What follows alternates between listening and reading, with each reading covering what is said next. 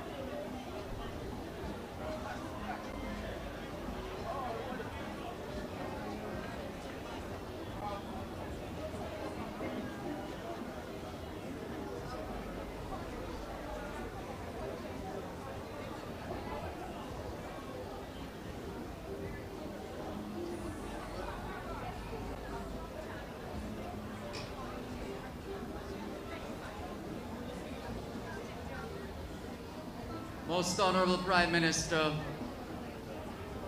distinguished guests, boys and girls, good afternoon. Please stand for the national anthem.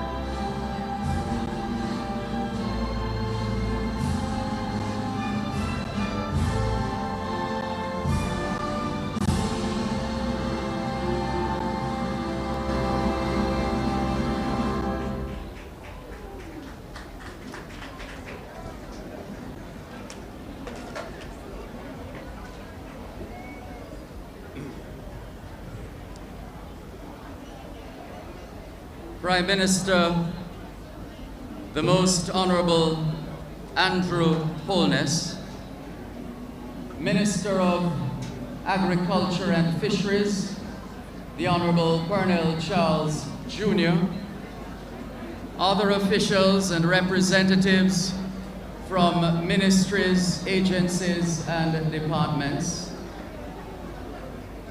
the Japanese ambassador to Jamaica, welcome. We have delegations from the Cayman Islands and the Bahamas. We'd like to acknowledge the Honorable J. E. Banks, Minister of Planning, Agriculture, Housing and Infrastructure in the Cayman Islands. We also have the Speaker of the House in the Cayman Islands, the Honorable Makiva Bush, other members of the delegations. We'd also like to acknowledge members of the Political Directorate here in Clarendon. In particular, we'd like to acknowledge Councillor Joel Williams, who will be representing the Member of Parliament for Central Clarendon, where we are right now, Lester Mike Henry. We acknowledge Colonel Jamie Ogilvie, Vice President of Hypro, major, long-standing partners, supporters of Denbigh. We welcome the Deputy Prime Minister and Minister of National Security, the Honorable Dr. Horace Chang,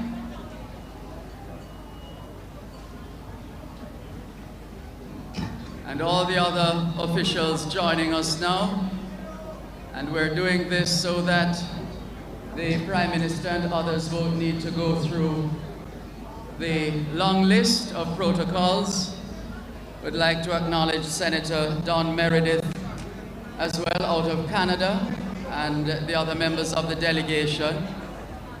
We're also seeing the Minister of State in the Ministry of Agriculture and Fisheries, the Honorable Franklin Witter, and other officials, Dr. Ronald Blake of the Jamaica 4-H clubs, and I believe, oh, I'm sorry, yes indeed. Good afternoon to the Most Honorable Juliet Holness. Good afternoon to you.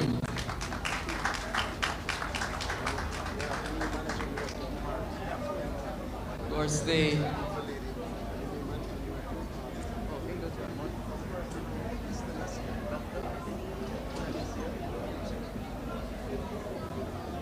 we acknowledge in a big way as well Dr. Ingleton of the Heart NSTA Trust, which is doing a remarkable job here. They've been assessing and certifying Jamaicans in customer service, in merchandising, and also in the position for public attendance. So some very good work being done. More than 120 people have been assessed and certified already, and that was the last time I checked. So Heart is working. Of course, a special, I don't think I should be welcoming the mayor. This is his town and his municipality, but of course we'd like to acknowledge the mayor of Maypen, chairman of the Clarendon Municipal Corporation, His Worship Councillor Winston Mirage.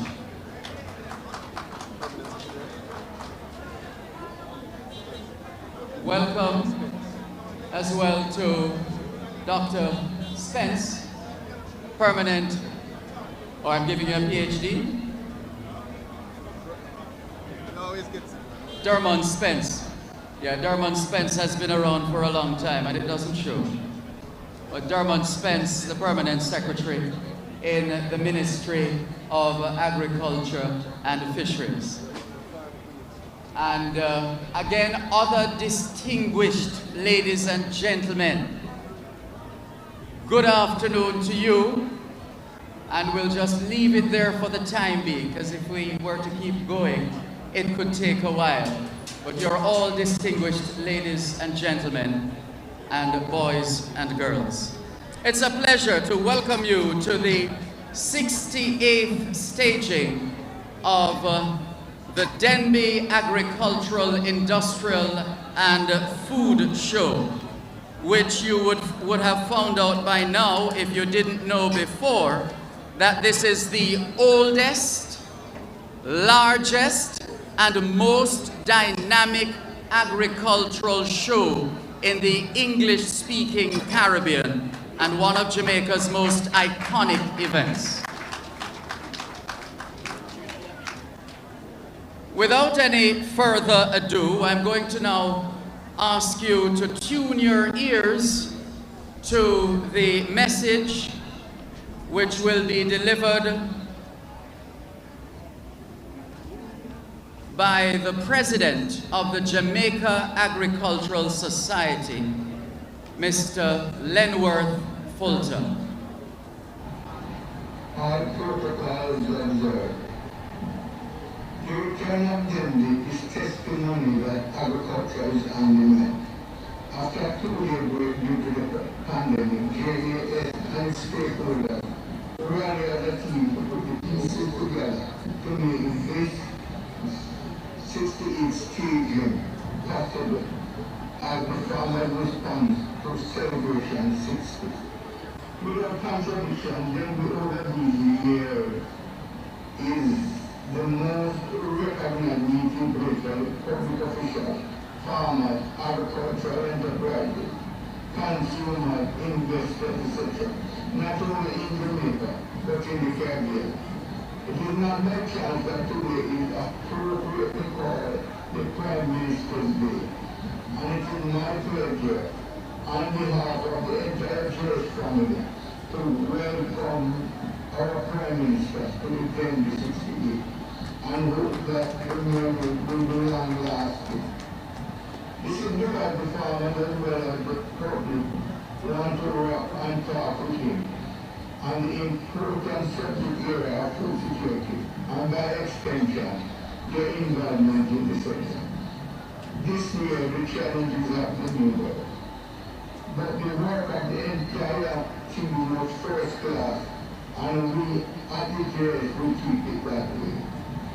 The show carries some new features such as small business development village, small women and sector that will take center stage over capital, and one of the targeted growth priorities of the Ministry of Agriculture and Fisheries. The youth in agriculture aspect is also of paramount importance, and in Marshall Jamaica Forage Club, Kingston, Illinois Park. The many other innovative things all around the ground that await the people. We at the Jamaica Committee to play our part in the development of Jamaica agricultural sector. And once again, welcome to you, sir.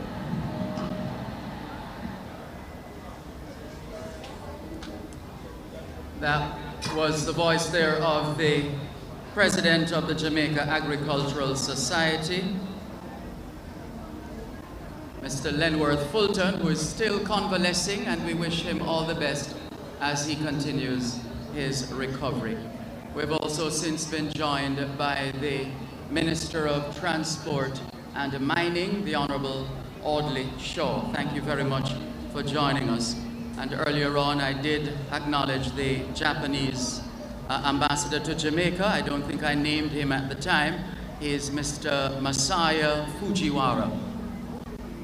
Thank you very much. And so now we have a very special launch that is about to unfold here on this Emancipation Day at Denbigh. And that component of the program will be led by the co-host of a TV program called Farm Chicks. She's a broadcaster, she's a communications specialist, and she boldly just reminded us that she is a Clarendonian. She's from right here in Clarendon, so it's most appropriate that I should vacate the lectern at this time and make way for the Clarendonian farm chick, as she puts it, Debbie Bissoon.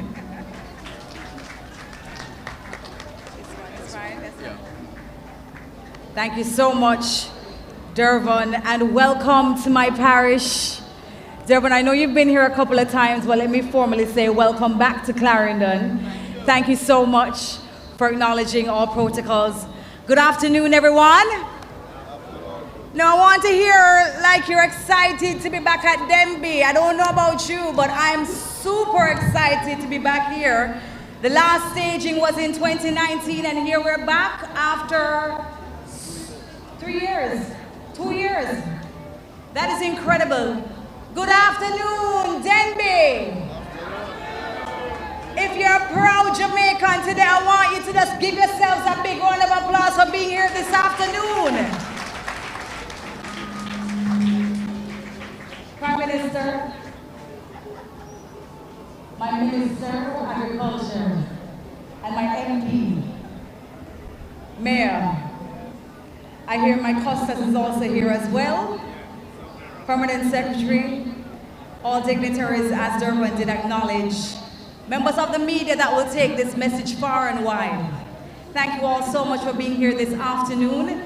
It is a great pleasure for us to launch this big, life-changing, shape-shifting campaign, Grow Smart, Eat Smart, on Emancipation Day. I think it is most fitting because after our ancestors have done so much to get us to this place of freedom, we are are here to take Jamaica, the agriculture industry, or families, the food supply of Jamaica to a next level. And I don't know about you, but that gets me very excited as a young woman in agriculture, a young woman from Clarendon, and also a young woman who is very, very patriotic to this amazing place called Jamaica. And for many persons, they may be hearing grow smart, eat smart. What does that mean? Does it mean that my food will no longer be healthy? Does it mean that, because sometimes we get very anxious in a minute and we hear smart, we think technology and we think that the food not going to be healthy. But we've proven so many times that even with Farm Chicks Minister, you've seen it, that the introduction of technology does not mean that the quality of our food is actually compromised. But we can get more for many people in a healthier environment, with more purpose, with strategy. And so we're very happy that this will be the way that we go forward with food here in Jamaica. It's a national campaign and a key component to moving towards a more sustainable food system aimed more with the same or less resources using innovation and technology. And this is the time that we need to pay attention to that, because we understand what's happening with our food supply and of course the supply chain. And so we're very excited that this is happening in Clarendon and also on Emancipation Day. We are streaming live on Instagram, Twitter, and Facebook and YouTube. So welcome everybody who is streaming with us live. Thanks for joining. I hope that you will share the information that will be given to you today by our minister. So without further ado, because I know we all have been walking Denbigh since we opened, it is my pleasure to welcome to you to the podium the Honorable Colonel Charles Jr. MP, Minister of Agriculture and Fisheries, and a big, strong advocate for eating smart and growing smart. Please put your hands together. Thank you, Debbie. Of course, we are accepting the protocol, but permit me to welcome our Prime Minister, Deputy Prime Minister, and also former Minister, Minister Shaw. Glad to see you here, sir, and visiting friends. This is such an awesome Denbigh. P.S., when we spoke about Denbigh bouncing back, I could never imagine this energy. This is a monumental occasion for us, the 68th staging. After 2 years, we have had 2 years of pressure, 2 years of energy, waiting to burst open. And I'm so proud of every single farmer, every single fisher, every one of our private sector partners, Jamie and others, the small farmers from Westmoreland, straight to St. Thomas, our farm queens, everybody who helped at 3 o'clock and 4 o'clock in the morning to put up every one of the booths. Everybody, everyone, the media, our friends, the patrons, the supporters who are here, who has made this such a success. But particularly the Jamaica Agricultural Society. I want us to really put our hands together for the JAS was led from the front, every single parish, in ensuring that we have the Denbigh. This is the big and the better Denbigh. And this is the Denbigh when we get the opportunity to launch Jamaica's new narrative, our theme, our direction for agriculture. When we say grow smart, eat smart, Mayor Mirage, what we mean is that we're going to think differently. We're going to use traditional methods, we're going to use the new methods, and we're going to drive towards efficiency. Because what we are facing is not normal, so we can't think normal. What we're facing is a combination of things that we have never faced before. From COVID-19, to crime, to conflict in Europe, and to what? This is homeless, climate change. And you, in your constituency, have faced the negative consequences of climate change. And so you understand more than anyone else the need for us to think of more efficient, productive ways to build resilience in Jamaica and to build up the agricultural sector. And we're looking to ensure that we get everybody involved, from St. Ann to Kingston. And we're going to even invite MP Big Rob Miller and his team from St. Catherine Everyone, every single Jamaican, boy and girl, parent, everyone can get involved and play their role in the Grow Smart, Eat Smart campaign. And Debbie, as you said a while ago, we're involving and integrating technology. But it's not just Grow Smart. That's why we say Grow Smart, Eat Smart. And we're making that connection because we want to ensure that as we focus on increased production of our local produce, we're talking about deliberate, strategic consumption of our produce here in Jamaica. And we want to make sure that people don't feel afraid. Don't be afraid to step out and take the risk. If you go to our RADA booth, if you go to the Ministry of Agriculture and Fisheries, I can't even call it a booth, it's a whole massive village that the PSS put together. You're going to see breadfruit flour. You're going to see sweet potato flour. You're going to see plantain flour. You're going to see cassava flour. You're going to see chips. You're going to see porridge. You're going to see all the things that Jamaica can produce for Jamaica, for the region and for the world. And we're going to move this across this country, across our region. And we at the Ministry of Agriculture and Fisheries, we will focus on our targeted crops. We have our priorities. We have our programs at RADA, which is now going to be led by Mr. Simpson and his team. We are going to ensure that we give the support to our farmers across Jamaica. We're going to make sure that our chairman and all of the board of RADA are focused on giving the support through the incentive programs. Focus on ensuring that our farmers know exactly how to develop the business plans. To focus on soil fertility. To focus on what you need to make sure that your productivity is at the optimum. We can't just scatter seeds anymore and by coincidence hope, JAS, that we get what we want. We have to take control of the narrative. We are taking control of our destiny. And that is why the agricultural sector is looking towards a new era, where we join together with the more than 260,000 farmers across this country and thousands of fisherfolk to make sure that together, we who are the backbone of the economy, Deputy Prime Minister Chan, we will play our part to do what our Prime Minister has asked us to do, Danny. He has asked us to show the people that we care.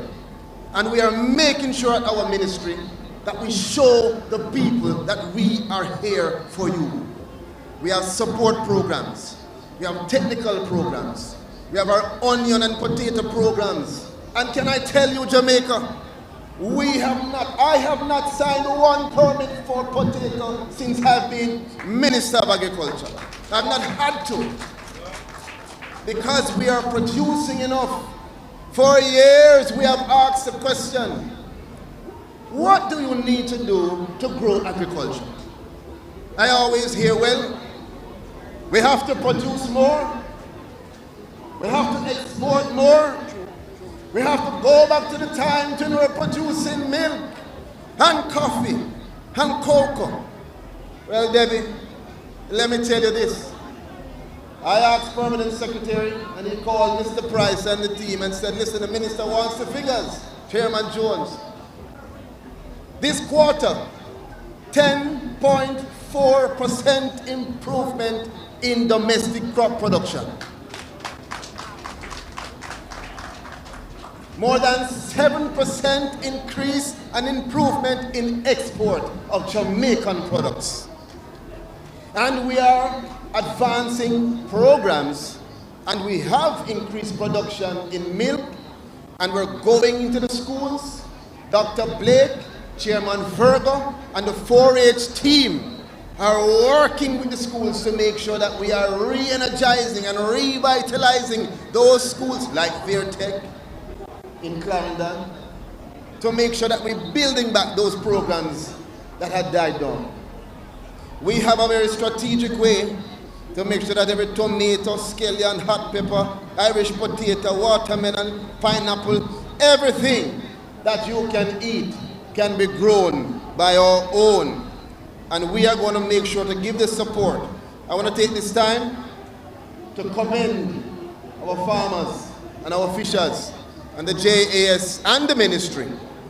During the last 2 years, well, more than 2 years now, we have had to endure a pandemic that has hit the economy, that has hit every household, that has caused us to stay away. Some of us, we have to love from a distance.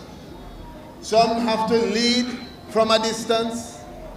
But there is one group that despite every protocol, despite every risk, they, Ambassador, have continued to get up at 3 and 4 in the morning to go out to the field, go out in their water boots, go out with the seeds, go out and till the soil.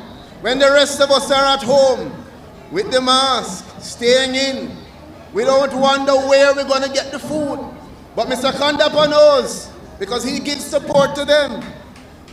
Mr. Spence knows, because he has been giving support to them throughout this time to make sure that we have the potato, and we have the sweet potato and the yam and the cassava to eat. So we have to give the largest round of applause for the farmers and the fishers in our country. But we're still facing formidable challenges. As you know, cost of some of the inputs like the fertilizer and the animal feed, Prime Minister, is skyrocketing. And it's a challenge for us in Jamaica then. But I want to mention to you that we as a country, perhaps one of the only countries that have been able to boast that over the last few weeks, we, in partnership with our primary distributor, have seen reductions of more than 18% in the fertilizer price. That's Jamaica for you. And we are working, CTD, Orville Palmer, and the group at Bodles, to make sure that we can develop and research many different ways and mechanisms to have our local produce as implements in animal feed and fertilizer. Don't be afraid to clap. It's this church right now. More than $1 billion has been supported and provided for farmers in our incentive programs. And there's another $1 billion that is important for us to note. Mr. Warwar, Mr. King, not too long ago, the DBJ, in partnership with the AIC, provided a loan facility. You know what I've heard as minister? When I came on January 11th, the Prime Minister asked me, well, let me put it right, instructed me that I should go to Hope Pastures, because that's where my new office is. And when I went up there, I saw Mr. Devon Sayers, and I said to him, why is it that everywhere I go, everywhere they say to me that farmers can't get any money to start? Councillor Williams, farmers can't get access to start. And when the World Bank head came to Jamaica, I had the opportunity to meet the managing director of the DBJ, Mr. Shaw. Not you, Honorable Minister, the other Mr. Shaw, not the manager. And I spoke to him, and he responded. The DBJ has come out with a $1 billion with a B dollar loan facility for who? For small farmers, for medium farmers, for those farmers who want to enter the agricultural sector, for those farmers who want to expand. This is the new era of agriculture. We are taking it from every end and every angle to build the framework and the environment to build up agriculture and fisheries. Mr. Thompson and the Jackal team, you have a lot of work to do. Because when we grow smart and eat smart, it means that we have to be on the ground, we have to provide the capital, we have to provide the support. I want to, just as I close, invite everyone that is here particularly Mr. Dervan, who has been MC for us. And I did not see you walking around and trying the breadfruit flour and all of the pastries. We have breadfruit and cassava fruit cake, rock cake, and all type of things. I want to challenge you. Don't come to Denbigh just to look. Come to Denbigh and taste. Come to Denbigh and experience. And I promise you that you're going to take some home. You're going to get hooked on your own local products. And for those friends who are visiting, please feel free when you go home to your respective countries, whether Argentina, Australia, China, wherever you're going, to carry our local products back so we can get into those markets there. Denbigh must be a place for all Jamaican farmers to network and to build up our markets. I want to say our Grow Smart, Eat Smart starts officially today. I look forward to everyone who is here playing their role. I look forward to the parish officers, extension officers, managers of RADA playing the role. I look forward to the AIC team, to the JACRA team, to the NIC team, to all of the agencies under the ministry playing their role. I look forward to Dr. Bellamy and the fisheries team, who I have the most faith in, because the reality is that fisheries presents one of the greatest opportunities for growth in our country, playing their role. I look forward to all members of Parliament, whether from St. Thomas, whether from St. Elizabeth, like my Minister of State, Mr. Franklin Witter, who is always competing and saying that his bread basket is the only place that can grow.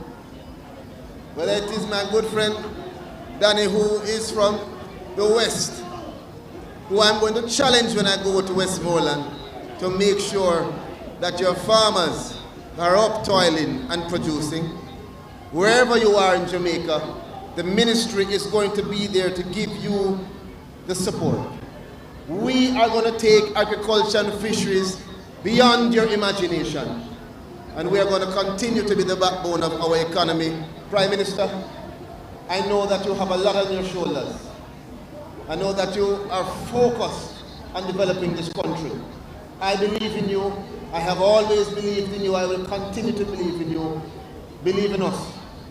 If we get the support in this ministry, we will make you a proud Prime Minister. The little girl who we stopped up there said, "Oh, you're the best Prime Minister we've seen." And we're going to make sure that we live to see that little girl grow up. And that remark that she made must resonate across this country. We're going to make you the best Prime Minister that she has seen. And agriculture will play its role. Right before I go, I want to say to you, let me see if you're listening to me. Grow. I'm not hearing you. Grow. Eat. Grow. Eat. One love.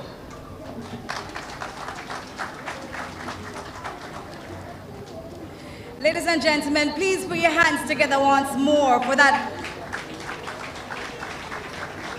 really amazing presentation by our Honorable Minister, Colonel Charles Jr. I am absolutely excited for the future. When I say grow smart, you say? Grow smart? Grow smart? Grow smart? So that means that when you go back into your communities, when you're working on the farm, when you go back to school, when you go back inside the churches, you can tell everyone that that's the mission that we are now on, here to grow smart and eat smart. Thank you again, Minister. Would like to acknowledge at this time our very own queen, our farm queen, Queen Tony Ann. She's also Miss United Nation World. Could you please stand and be acknowledged, please? She's been waving the Jamaican banner high everywhere she goes. She's a farmer as well, a female farmer who knows what we are about. Thank you so much, Tony Ann, for always representing us. At this time, ladies and gentlemen, as we move along with the program, I invite Colonel Jamie Ogilvie OD to come forward to bring his endorsement of our Grow Smart, Eat Smart campaign. Please make him welcome.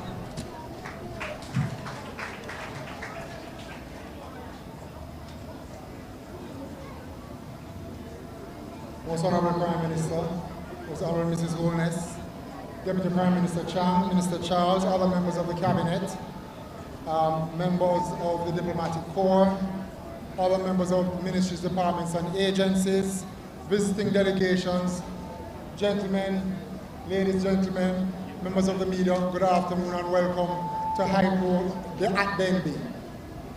Certainly on behalf of the Jamaica Brawlers Group, our chairman, Mr. Robert Levy, and our president and CEO, Mr. Christopher Levy, we are happy and are committed to align ourselves with where agriculture is going in Jamaica. In discussions with Minister Charles, we have seen that there is no other way for Jamaica to develop and grow independence other than to produce more.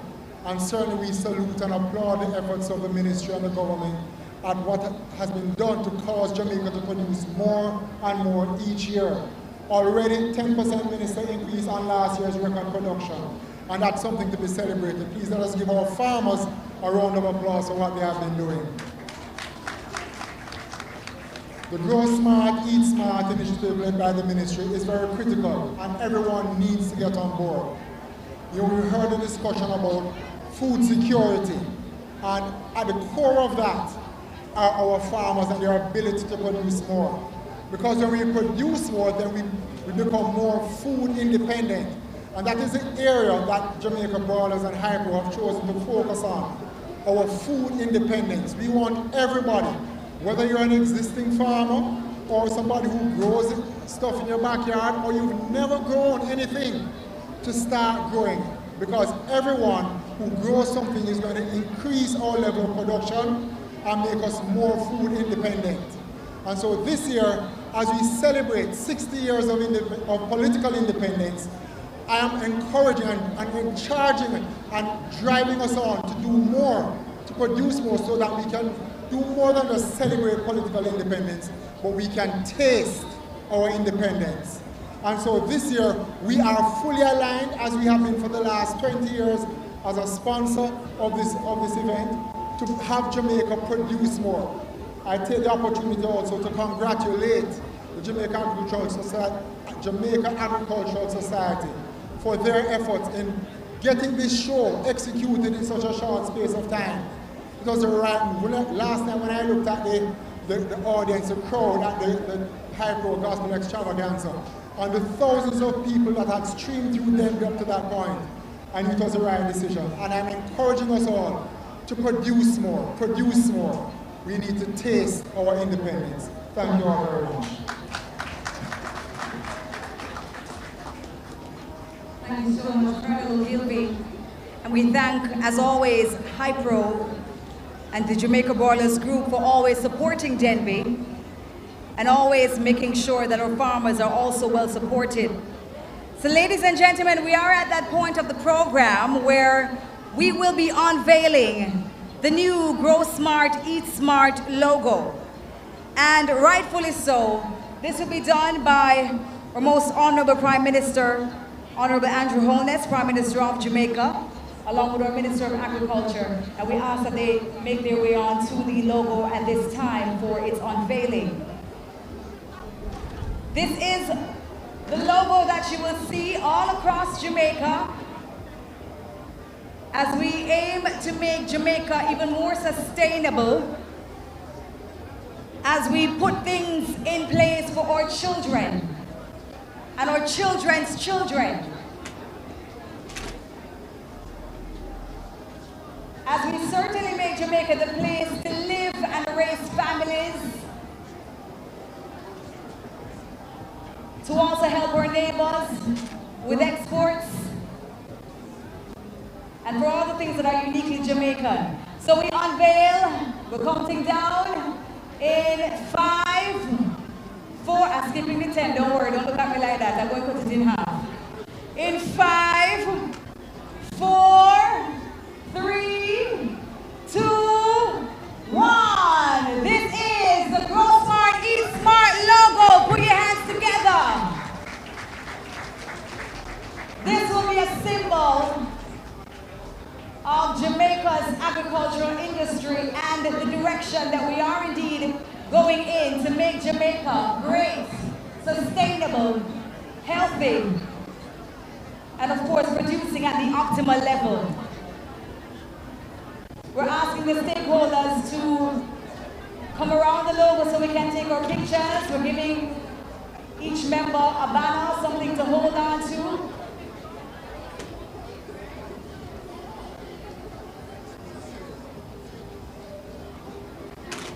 Our ministers, they are receiving the Grow Smart, Eat Smart cap for this photo. Who's the farming can't have swag?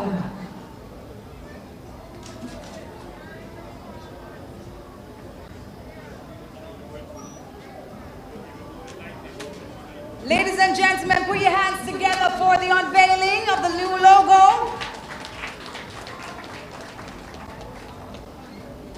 We are very excited about the direction that we are taking in agriculture. We are very excited about what's to come for us as we move forward, as Jamaica reopens. Prime Minister, do you have anything you'd like to say? I know you weren't scheduled to say anything, but since you are standing, sir. I want the program to speak. You are on the program to speak. So ladies and gentlemen, yes you are. Ladies and gentlemen, without further ado, sir, we ask that you not get too comfortable seated. It is without further ado that we invite to the podium our most honorable Prime Minister, the Honorable Andrew Holness, for his remarks.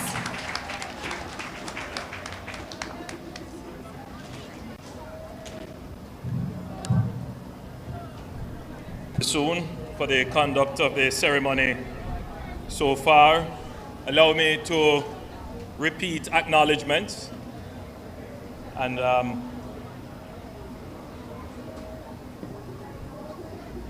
allow me to repeat the acknowledgements that have been done, but for courtesy, Emancipation Day, the 1st of August.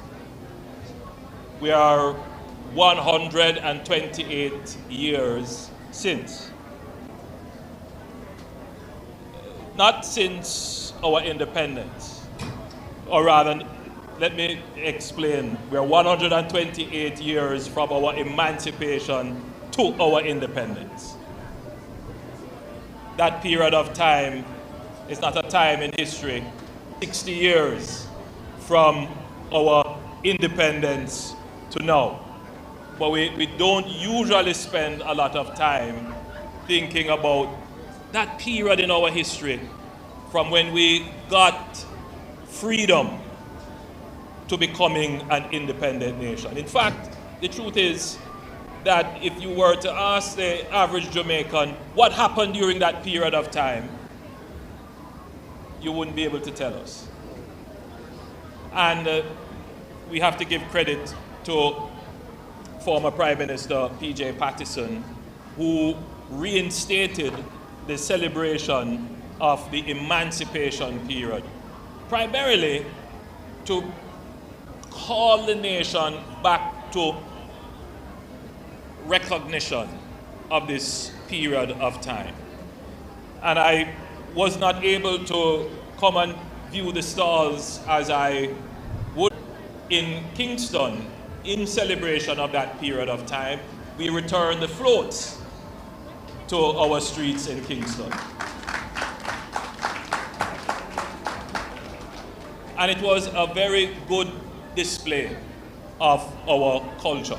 Now granted, most of the persons who gathered to see the floats would not immediately make the connection, because there is so much work to be done in educating our people about our history and who we really are. I don't propose to do it today, so don't worry.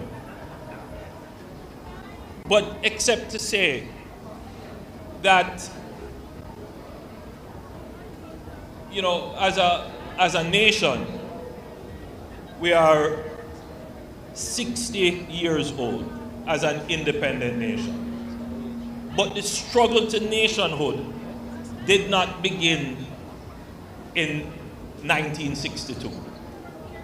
1962 was the culmination of 128 years of struggle from freedom, emancipation to our independence.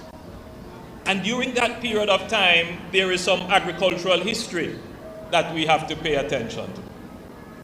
Yes, during that period of time, our economy was primarily agrarian.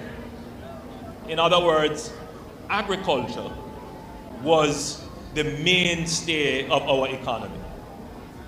In fact, agriculture was the only thing in our economy for that period of time between our emancipation and our independence. It was the major employer of labor in the country. Most people were employed in agriculture. And what were the two main crops then? Who can tell me? Sugarcane was our major crop from the 1500s right up until even now. It is still a major crop.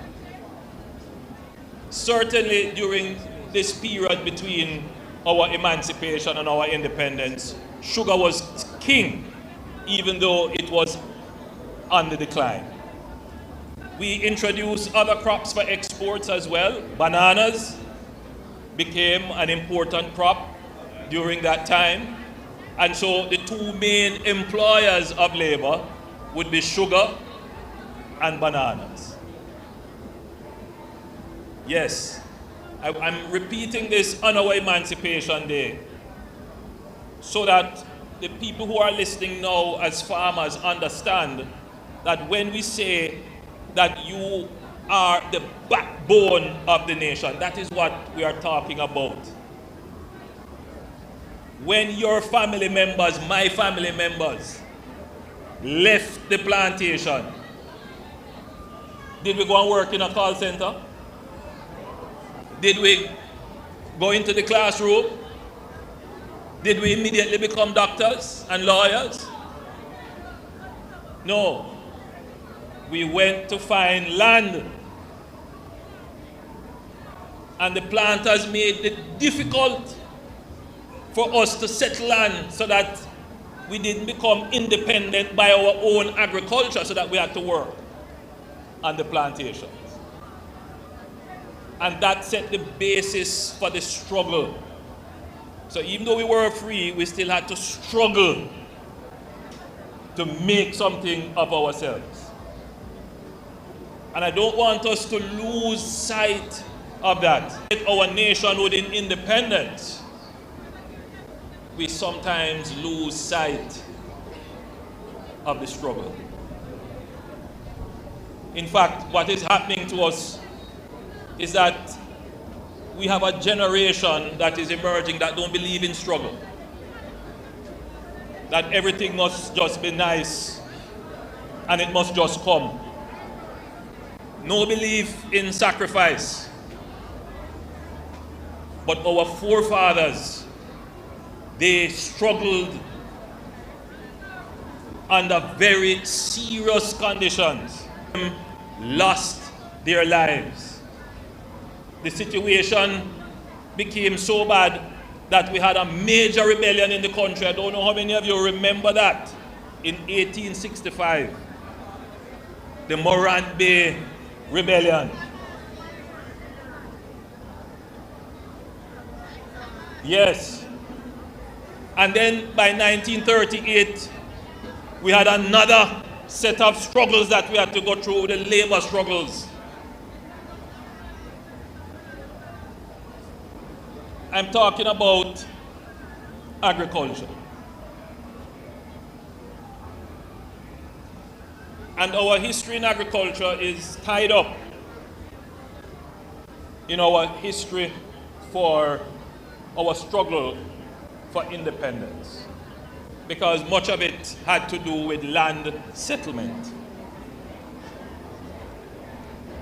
And one of the things that we have to do today, Minister, is to make sure that our farmers have land to farm.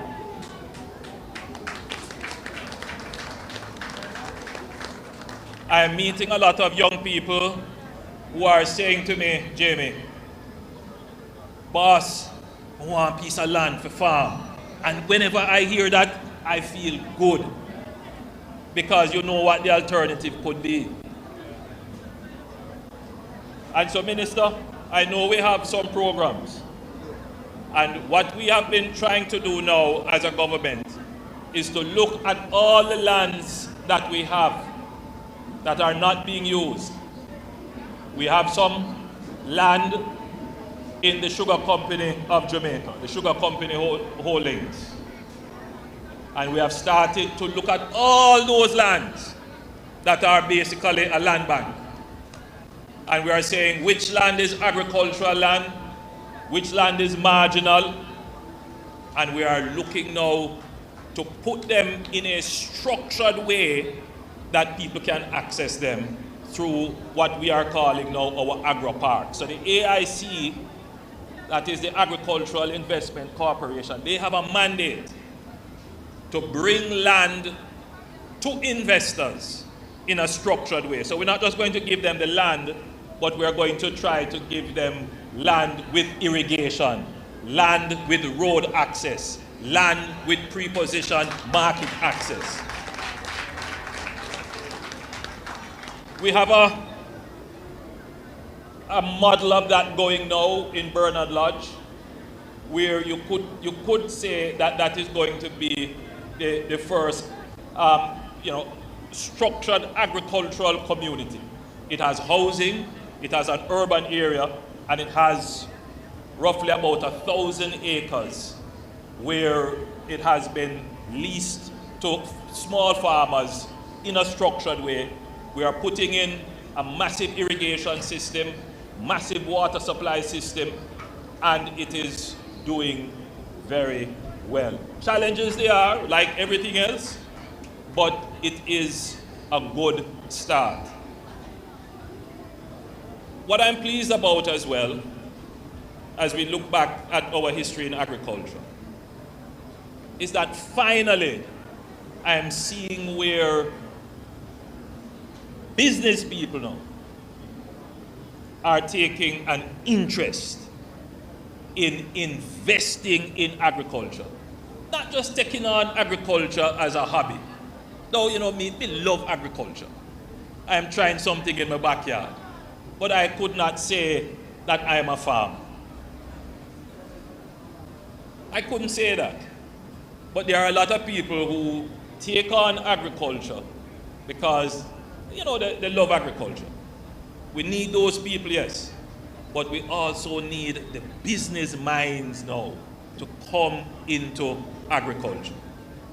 Because if you were to look genuinely at agriculture from the time of our emancipation to agriculture today, we genuinely could not say that we have had a massive revolution and transformation in our agriculture. Our agriculture is still very much traditional in methods and means. Yes, still very much traditional. But I'm happy to say that I'm seeing emerging now business people taking risks and making capital investments in agriculture. And we ought to be proud if you were to take, for example, Jamaica broilers and Jamaica producers, and Grace to some extent. We have had large businesses and separate large businesses making an investment in agriculture. But in terms now of the introduction of new agricultural methods, for example, in that same Bernard Lodge area, there is an investment by Mr. Azan, a massive investment in greenhouses, in covered and controlled agriculture. Massive investment, several million US dollars of investment. Major risk, but he has seen where there's a pathway to profitability, and he has made the investment. And there are other persons who are making the investment. I was driving through Westmoreland recently, and I saw a significant acreage of land being cleared with similar investments being made. So there are persons saying, hey, we need to transform our agriculture. We need to bring management and entrepreneurism to our agriculture. And we need to bring science and technology to our agriculture. And I believe that if that continues, we are going to be able to transform our agriculture. So, I am confident in the future that we're going to see a transformation happen. It doesn't mean that we're going to leave behind the small farmer. No.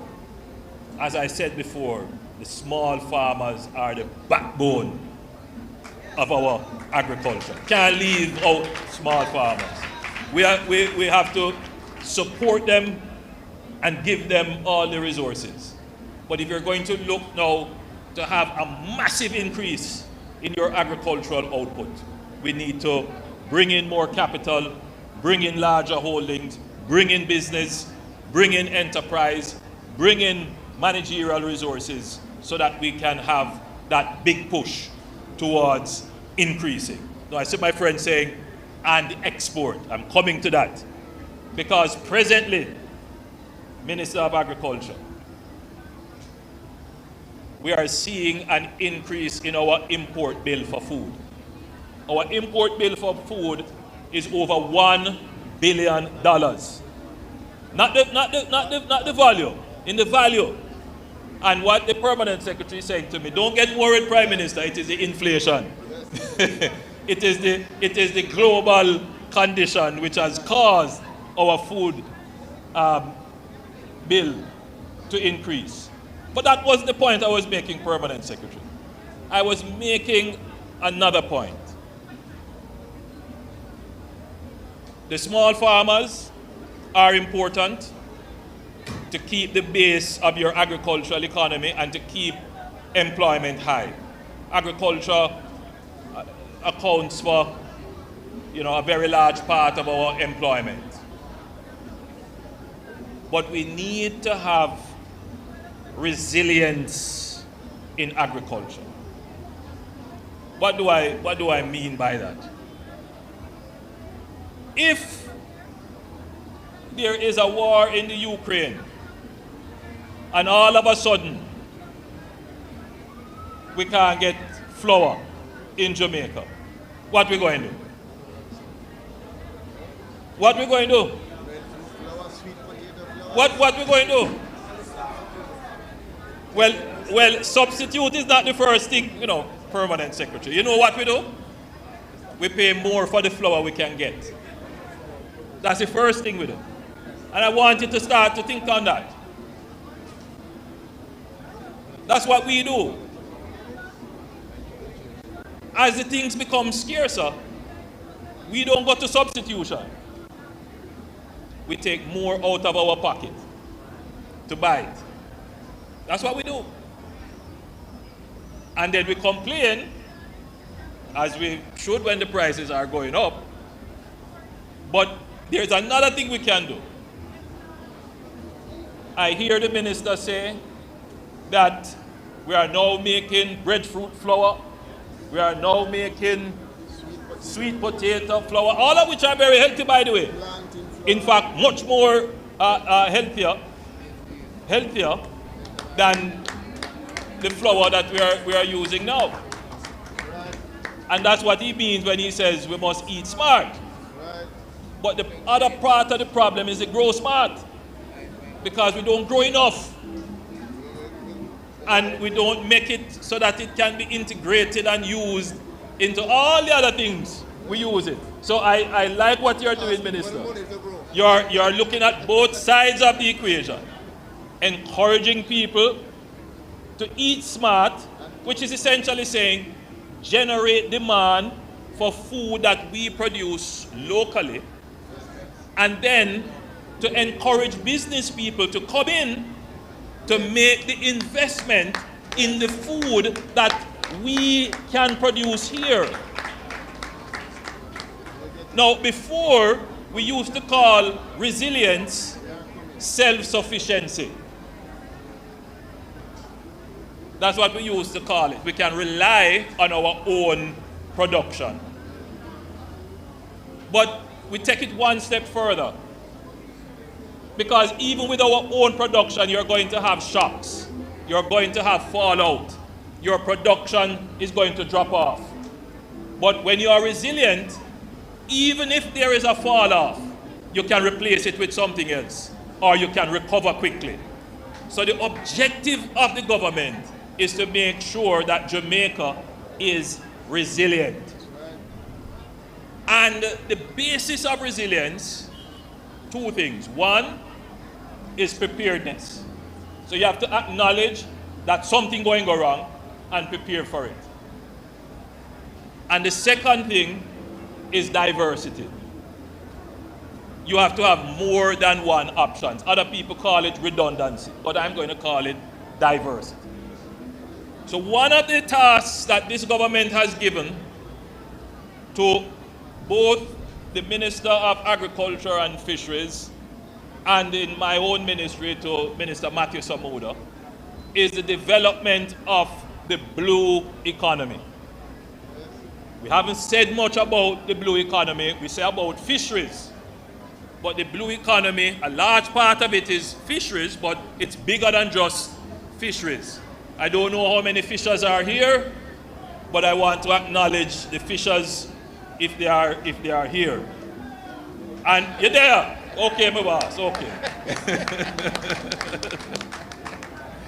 And I see our friend, Ambassador Fujiwara from Japan, who I was just having a discussion with Minister Charles about potential collaboration with the government of Japan in developing our capabilities in fisheries.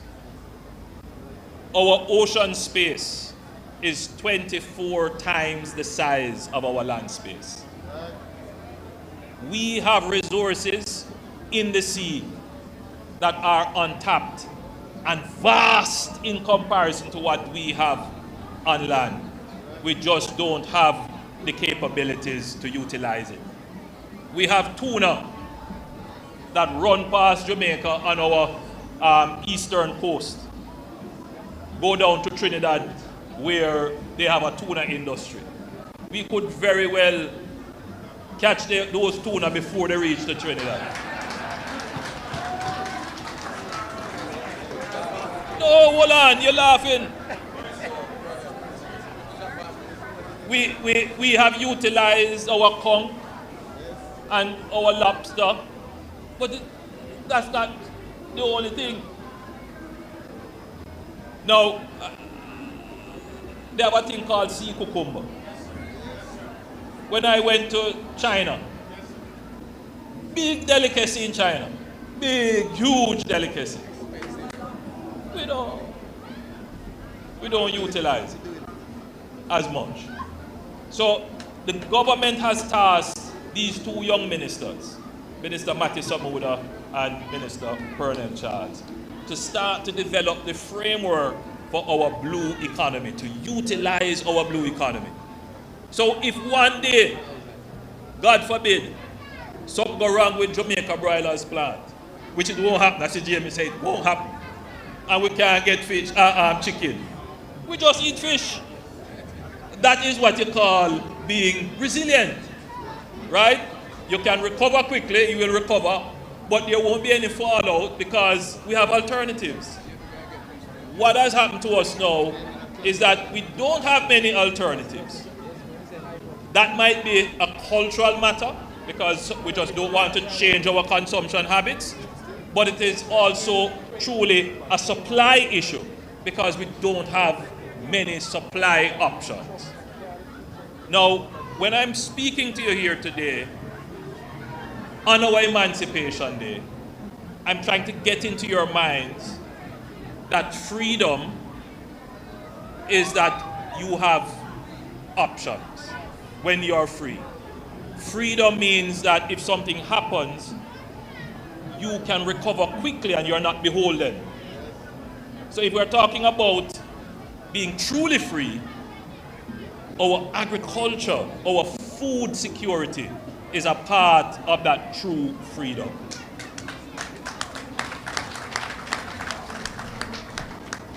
So the development of the blue economy is an important part of our strategy for diversity.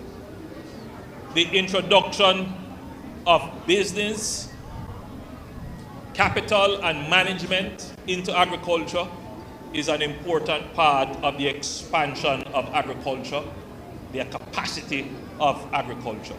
There are many more things that I could say today, but in closing, I would like to acknowledge that in pursuit of bringing in business into agriculture, the DBJ has opened up, that is the Development Bank of Jamaica, has opened up a $1 billion Jamaican dollar window for farmers to be able to access capital. Now before, farmers in accessing capital, if they went to the commercial bank, it is likely that they would be turned away because of the requirement for collateral.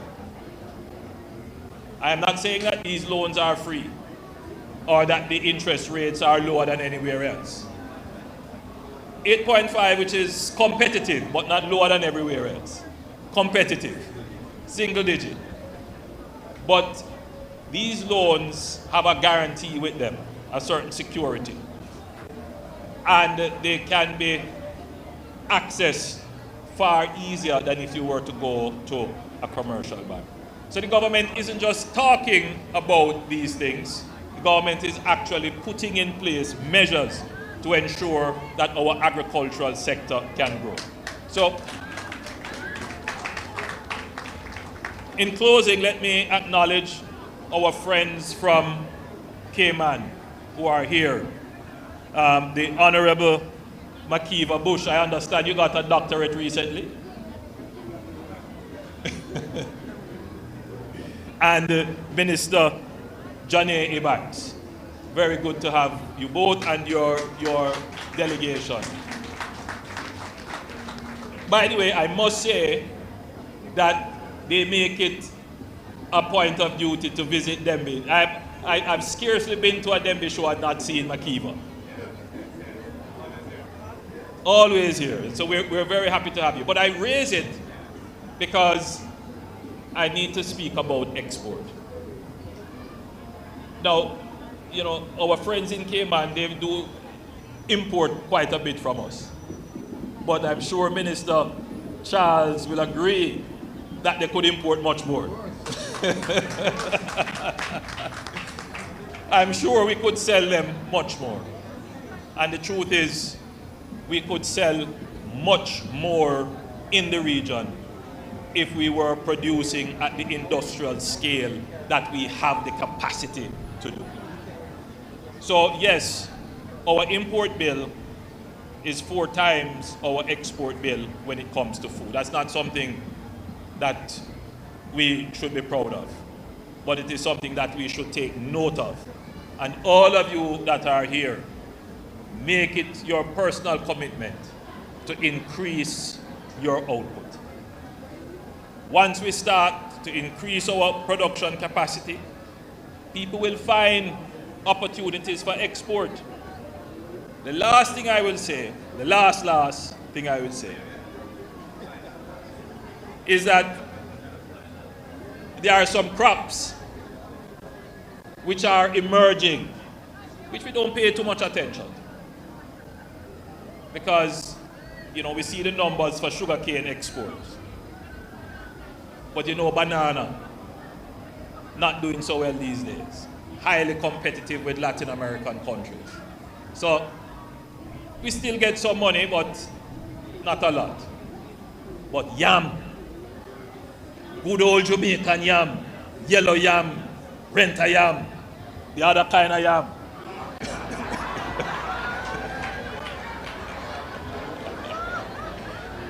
Why are you laughing? Why are you mind all over the place? That yam is doing very well in terms of earning foreign exchange. Which Yam. One? Which one? All the yams are doing very well. Yellow yam. Yellow yam. Doing very well. In fact, it is one of our highest foreign exchange earners in agricultural exports. So can you imagine, and I know many yam farmers are here from the hills of Manchester and Trelawney, if you increase your local production, you will increase your export, because it is not that you have met the capacity of the market. They want more. It's just that you don't produce enough. Take ackee, for example. I hear ackee farmers sometimes complaining they can't get enough ackee. If you increase your local production of ackee, it can be exported easily. So that's what I'm saying to you now when I'm saying make the commitment. Be strategic in the things that you're planting, right? Increase your production and effort, and it will benefit Jamaica. We'll earn more foreign exchange from it. That's just at the local level. At the national level, we need more of our businessmen to come into agriculture, put in large capacity, and then we can produce all the vegetables and fruits that we need. We can supply all the hotels and stop the importation. We have the capacity right here. So ladies and gentlemen, my sermon to you today was about food freedom. God bless you.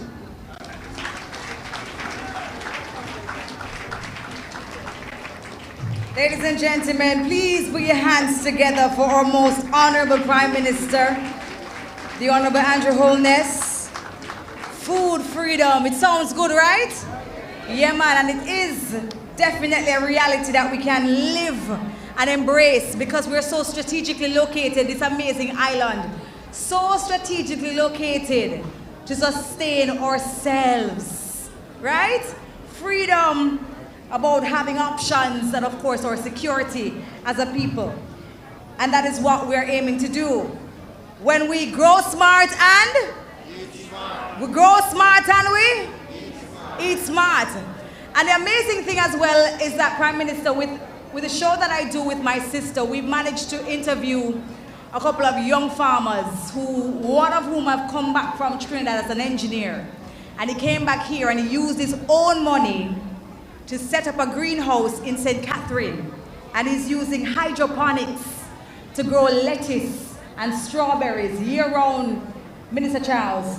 And he's giving and selling it to supermarkets and hotels right throughout the year, the strawberry and lettuce, right? Hydroponics, growing in water. And we look at also the introduction of aquaponics as well. So we're using technology, vertical farming, horizontal farming to do more, to yield more, and to also carry us in a direction of sustainability. That's where we need to get to. And we're very happy that our young farmers are embracing this. And we're also never ever neglecting our traditional farmers who go back to the soil. And I want you guys to give yourselves a round of applause because as the Prime Minister says, you are the backbones of this country. You are the ones who did it. And we're very, very happy that we're able to carry on the legacy. So, and talking about legacy, at this time we're going to award a few recipients who participated in our Grow Smart competition. And they were able, through the 4-H clubs, to do an initiative to grow smart and eat smart. This was launched island-wide, and each participant was asked to put together a model to include techniques that promote agricultural productivity, and innovation that has been successfully utilized in their enterprise or that they will be willing to implement. So we have the presentation, and we have a video, I believe. Do we still have the video? I don't think we have the video. But we have the top three models on display here at the Youth in Agriculture Village. But we do have the presentation to the winners, and I do believe that they are here. So, in the third place, we have 21-year-old College of Agriculture, Science and Education student from St. Mary, Jason Collins. Jason, where are you?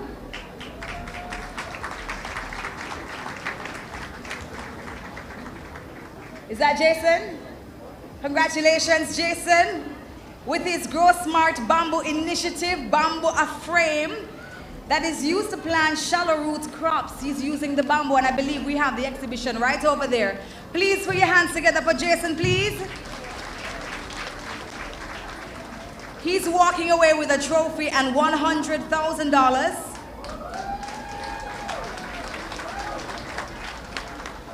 And Jason, we congratulate you on this innovation. Bamboo, as we know, Minister, is a big deal as well for Jamaica. We have much to do there in bamboo as well. So congratulations, Jason.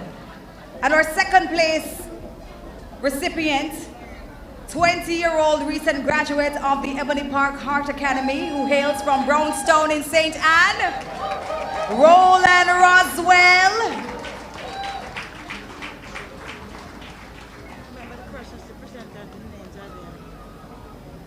We're asking Minister Charles to make his way on over to the sign so that he can make the presentation. Roland's entry is a mini herb and vegetable garden using recyclable materials. He describes himself as a backyard farmer specializing in containerized gardening. Roland, congratulations. Put your hands together for Roland, please. He's receiving a trophy, and $300,000 was presented by Minister Charles. And our first place winner, we're asking the Most Honorable Prime Minister to make his way to the sign at this time to make the presentation to our first place winner. Ladies and gentlemen, an 18-year-old student from Highgate St. Mary. Angelique Chen is her name. Her entry is a vertical drum planter, ladies and gentlemen. Please put your hands together for her. She's receiving a trophy and $500,000 being presented by our Prime Minister. Where's the 500? Where's the 500? That's a very good question. She'll get it. Ministry's office said that we're going to make sure that she gets it. Congratulations. Please put your hands together for all our recipients who participated. And these are just examples, I'm sure, of all the ways that we can grow smart. They presented them. I'm looking forward to seeing them being implemented as we move towards sustainability. And that brings us to the close, ladies and gentlemen. We thank you all so much for gathering here this afternoon. And we encourage you all to bring the word far and wide that it is time for Jamaica to grow smart and eat smart so that we can make Jamaica the place to live, to work, to raise families, and of course to do business. Thank you all again for being here. Put your hands together for yourselves. Your being here signals to us that we're going in the right direction. Thank you all for being here. My name is Denbigh. Have a wonderful rest of the afternoon. And the program continues.